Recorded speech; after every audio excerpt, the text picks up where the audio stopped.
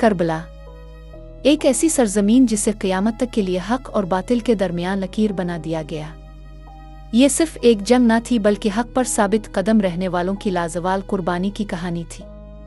یہ وہ دن تھا جب پیاس نے وفا کو شکست نہ دی، ظلم نے حوصلے کو نہ توڑا اور تلواریں ایمان کو نہ جھکا سکے۔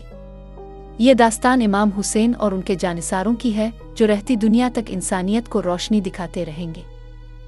جب یزید نے خلافت کو کھیل تماشا بنا دیا اور ظلم کی راہیں اختیار کیں تو امام حسین نے اعلان کیا، ایسے فاسق و فاجر کے ہاتھ پر بیعت ہرگز نہ کروں گا۔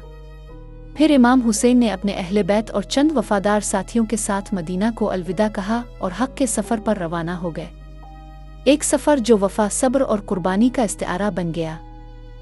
10 محرم الحرام، کربلا کا میدان۔ ایک طرف یزید کا لشکر ہزاروں کی تعداد میں، ہر ایک کے ہاتھ میں تلوار، ہر خیمے میں پانی، اور دوسری طرف امام حسین اور ان کے چند جانثار جن کے پاس نہ ہتھیار تھے نہ پانی۔ وہ پیاسے ضرور تھے لیکن ان کے ارادے کبھی پیاسے نہ ہوئے۔ انہوں نے 3 دن کی پیاس کے باوجود اپنے قدموں کو حق کے راستے سے نہ ہٹایا۔ ننھے علی اصغر کو گود میں لیا اور اللہ کے حضور عرض کی، اے رب کریم، اس معصوم کی پیاس بجھا دے۔ لیکن جواب میں تیر آیا اور علی اصغر کی گردن لہو سے تر ہو گئی، ریت سرخ ہو گئی، آسمان بھی رو پڑا اور ظلم اپنی انتہا کو پہنچ گیا۔ جب ایک ایک کر کے سب شہید ہو گئے تو امام حسین اکیلے رہ گئے۔ پانی کی ایک بوند بھی میسر نہ تھی لیکن چہرے پر سکون اور دل میں یقین باقی تھا۔ امام حسین نے سر کو جھکایا، سجدے میں گر گئے اور عرض کی، اے اللہ، تیری رضا میں راضی ہوں۔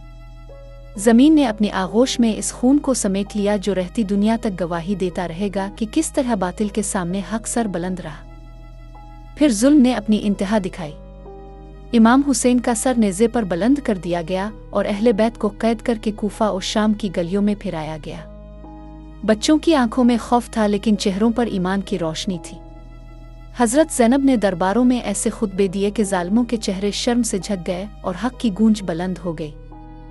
آج بھی کربلا ہمیں یہ درس دیتی ہے کہ حق کے لیے ڈٹ جاؤ، چاہے پوری دنیا تمہارے مقابل کیوں نہ ہو۔ کربلا ہمیں سکھاتی ہے کہ ظلم کے آگے کبھی سر نہ جھکاؤ، باطل سے خوف نہ کھاؤ اور حق کی خاطر ہر قربانی پیش کر دو۔ اے حسین علیہ السلام، آپ کی قربانی ہمیشہ دلوں کو روشنی دیتی رہے گی اور آپ کا نام ہر زبان پر زندہ رہے گا۔